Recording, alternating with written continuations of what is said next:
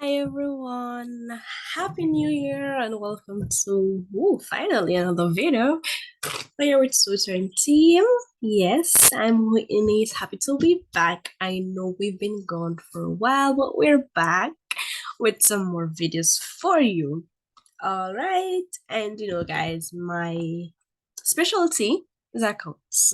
So I'll be doing some accounts today. So you can expect more videos from us this year again. Yay! So you can get the help that you need. It's January, guys, for our CSEC students.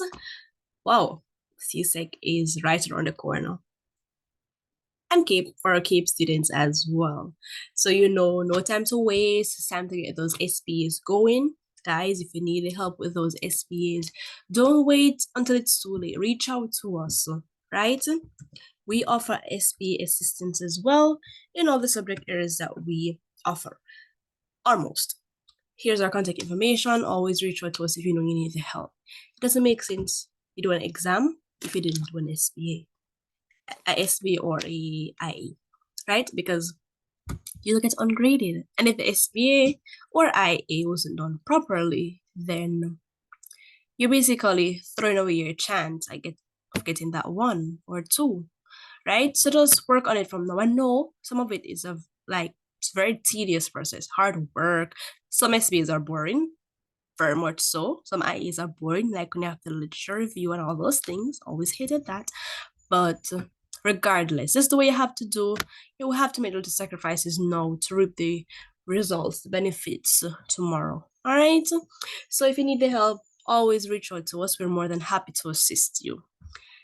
Don't forget, guys, subscribe to our channel if you're not already doing so. Like, comment, share. All right, and now let's get into some principles of accounts for you guys today. Now, based on the title of the video, you can see that we'll be doing double entry. So the thing is with accounts, double entry is one of those principles, the dual entry principle, which states that for every debit, you must have a corresponding credit and vice versa. It's one of the most important principles in account. All of them important, That one, you have to know it. No matter what level you are at doing accounts, you have to know it. So if you're a CSEC accounting student, CAPE accounting student, college or university, you have to know it. You're never going to get rid of double entry once you're doing accounts because you're never going to get rid of journalizing. And in order for you to properly journalize, you have to know your debits and your credits and all that, right? So we're going to get into that today. And I know it's one of those issues that students really struggle with at all levels. My CSEC students, CAPE, college, university, they all struggle with the double entry aspect of it. So I'm here to help you guys out a bit because I know more of you out there, you're struggling with it. This table is what I use. So all my account students, whatever level they are, know that they're going to see this table. And I'm going to tell them, it's going to ring in their head, make this table your best friend, right? This explains it simply. And here's a trick I use to it. So what this tells us is when to debit versus when to credit. Oops, let's go back over here. No, we're not focusing on that today. We just want the table. So when do we debit versus when do we credit? Now, I color-coded this and I grouped it so you understand. Wherever you see a plus means we're increasing. Wherever you see a minus sign means we're decreasing. So let's look at over here where we have assets and expenses.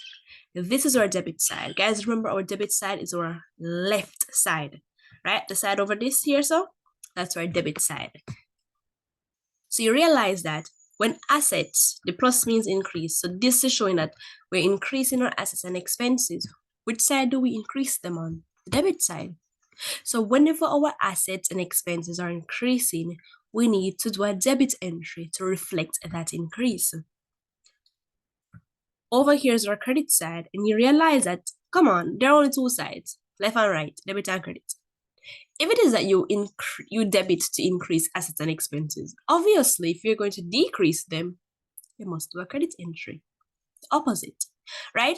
Now, this is the acronym that I use, guys. I was just having a class one day, and it just out of nowhere came up, and I started using it. And yes, I love to brag about my little acronym, CLEAR. So this kind of captures the four categories or classes that you'll usually find accounts or items going to in accounting. So like, is it capital to us? Is it a liability? Is it an expense? Is it an asset? Or is it revenue to us? Right? So capital, investments into the business by its owner. Liabilities, whatever we owe, right? Our obligations. Expenses, these are the costs incurred, right? From day-to-day operations, etc. Assets, whatever we own, they're our resources. And revenue, this is our income, right? So look here in the middle for me. This is how I'm going to color code it or categorize it for you guys to see. Right here, the two vowels, E and A. E is for expense, A is for asset. These two vowels, they are friends, right? They're linking. They follow the same rule, right? So you realize that our assets and expenses, when they're increasing, you debit. When they're decreasing, you credit because they follow the same rule, as I said, my friend. Then you have the consonants, C, L, and R, capital, liabilities, and revenue. They are friends. So you have two friend groups, the vowels and the consonants. The vowels go together. The vowels follow the same rule. So expenses and assets follow the same rule. And the consonants now, they are friends and they go together, right? They follow the same rule. And the consonants rule is the opposite rule of the assets, the vowels rule, sorry. Right? So let's go. You realize here, when we're increasing, remember plus means increase, we're increasing our revenue, capital, and liabilities. What do? A credit entry. You see it, right? Which would mean that when we're decreasing our revenue, capital, and liabilities, it's a debit entry. So you realize that what we do for revenue, capital, and liabilities, it's the opposite of what we do for assets and expenses. So my trick to this, just remember one. Once you remember one and you know, don't remember one, rather, know one. Once you know one, just remember. The other set is the opposite. So if you want to remember the vowels, how the vowels are treated, know how the vowels are treated. Know it at the back of your hand. Nobody can tell you anything because you know it and you're sure that you know. Like, that's the know I want. I don't want you to think you know it. I want you to know it. So once you say, all right, I'm going to know the vowels. Once you know how to treat the vowels, just think about it as the consonants are the opposite. Easy peasy. There are only two sides. If it's not one, it's the other. So if you know one, so let's say it is easier for you to know the consonants. Then know how you treat them. And then, the opposite is the vowels. That's it. But you need to know this. And this is a simple way that I break it down for my students. And it has been helping. So I thought, why not share you with our YouTube audience? Right, guys? So it's pretty simple. You just need to know what is what as well. Because it's going to be difficult if you don't know what an asset is.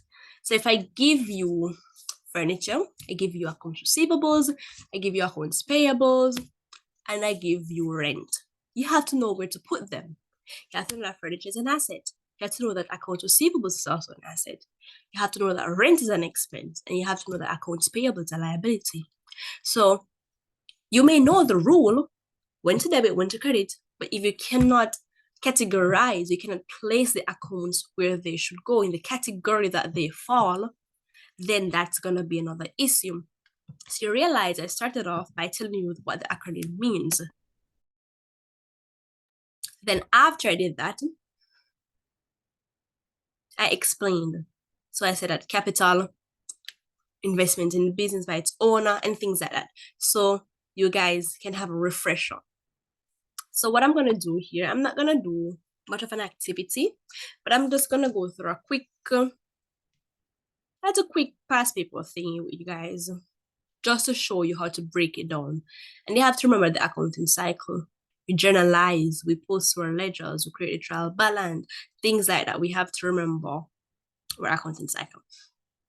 So let's go here.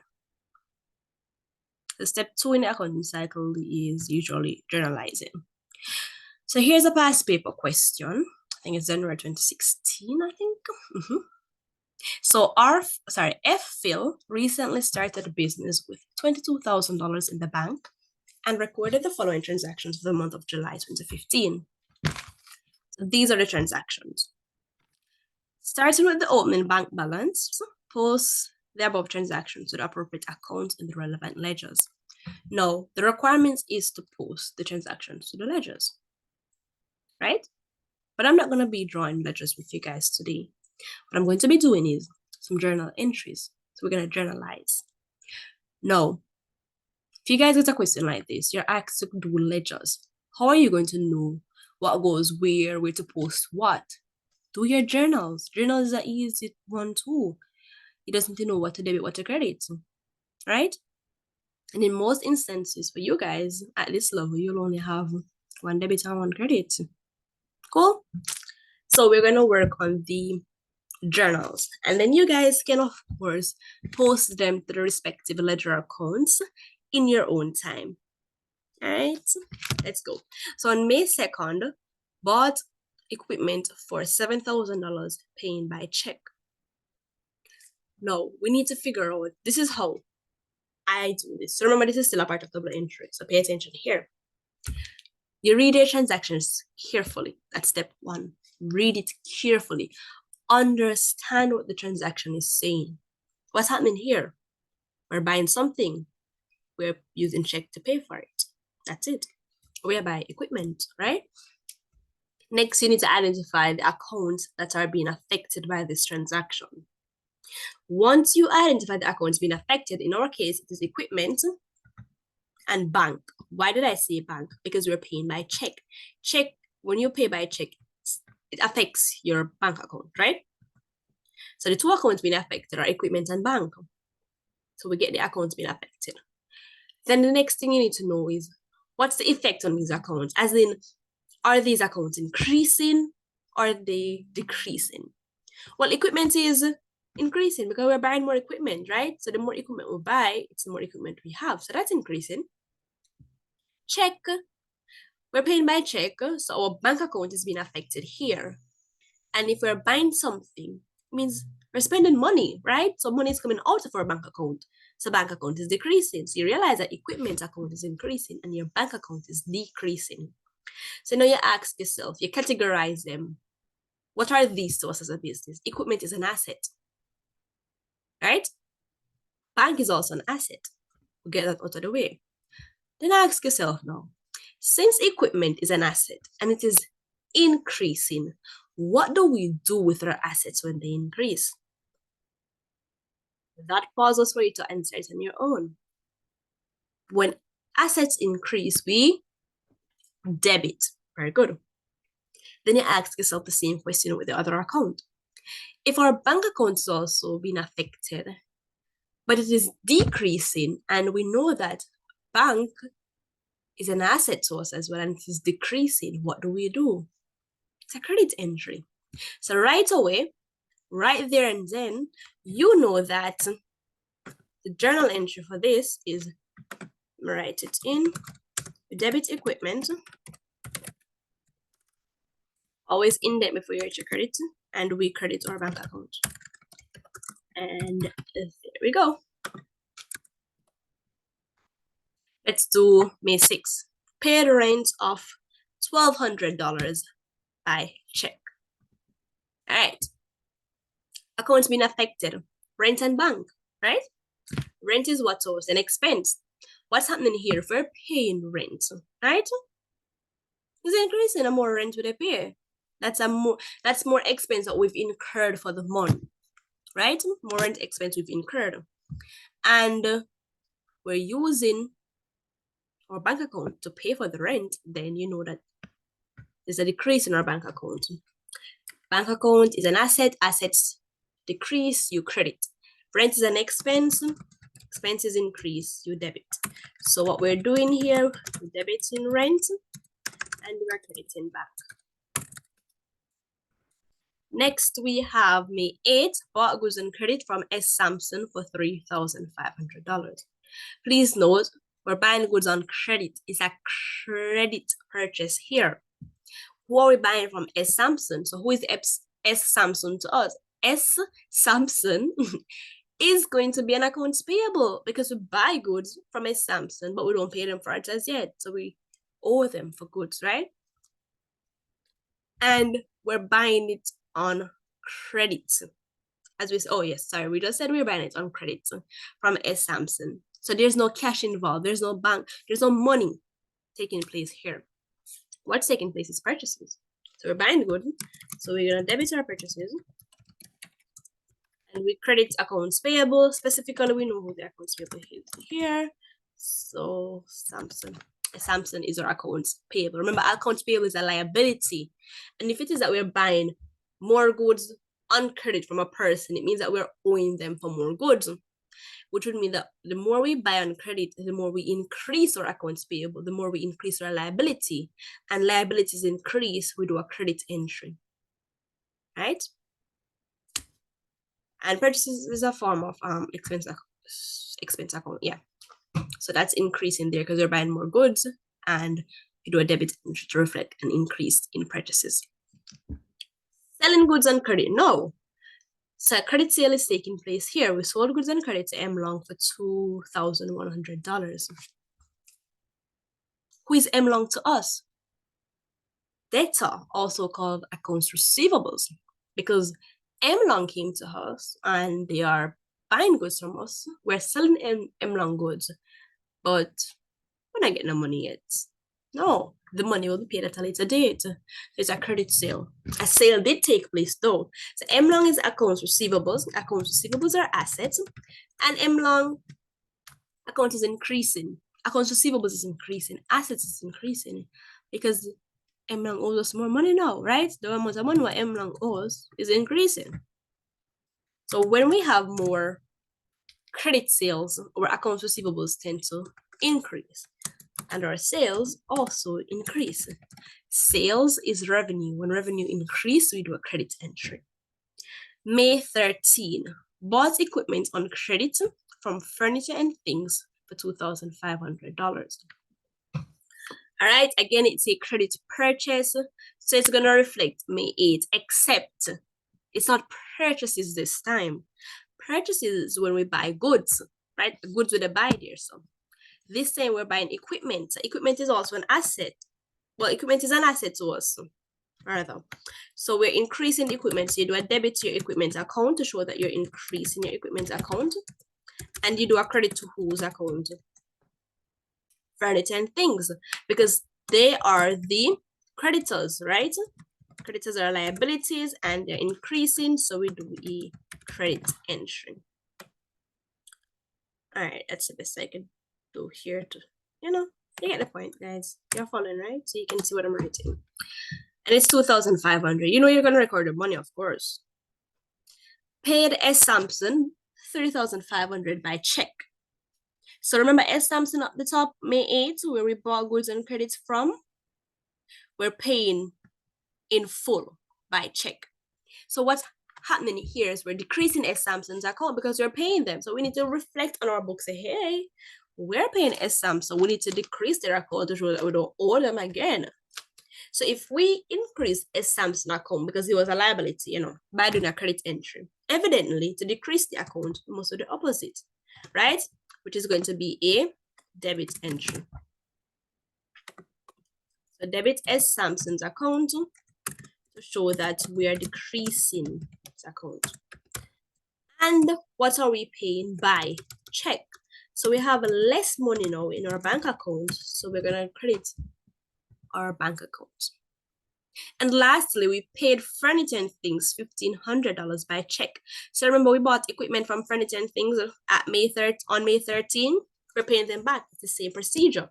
We need to debit Furniture and Things to show that we don't owe them anymore. We're paying back. Once you're paying back an accounts payable, also called a creditor, once you're paying them back, it's a debit entry, because what you're doing is reducing their account, their liabilities, and you're decreasing that liability account. So it's going to take a debit entry to do that. And we're paying by check, so bank account is being affected here. All right, and that's that in a nutshell, the double entry system. So you can just go ahead now and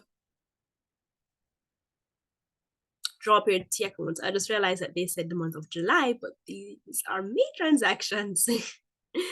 Yeah, that was a mistake on the paper. Anyway, go ahead now and can drop your T accounts and do your balancing off and all of that and see how well you deal with this. But guys, please note that double entry is something that you'll not get rid of once you do accounts. So it's best to learn it and know it from now. Right? Alrighty, so I hope this video helped with some clarity. And again, always know that you can reach out to us for assistance. We encourage you to reach out to us for assistance because with tutoring is the place to improve your academic performance while enjoying your academic journey. Right, guys? So we make learning easy and fun. Just work with us and you're good. Don't forget to subscribe to our channel and share, like, and comment. And also reach out to us on WhatsApp, Instagram, or via email. All right, guys, until next time, I hope this was an informative session. So good to be back. And you'll be seeing, or rather hearing more from us in the coming weeks. All the best for the new year. And I hope we all make this year better than the last, especially academically. We know our downfalls for last year. Let's work on those, learn from those. Don't let them demotivate you. Just let them uplift you. You know, bad thing happen, guys. Not to pull it down. Use it as motivation to rise above the challenges, to get stronger. You got this. You can do this. Don't wait until it's too late to start putting in the work and seeking the help you need, right? Start from early. That's the best guarantee. All right, until next time, have yourself a great day. Bye, guys.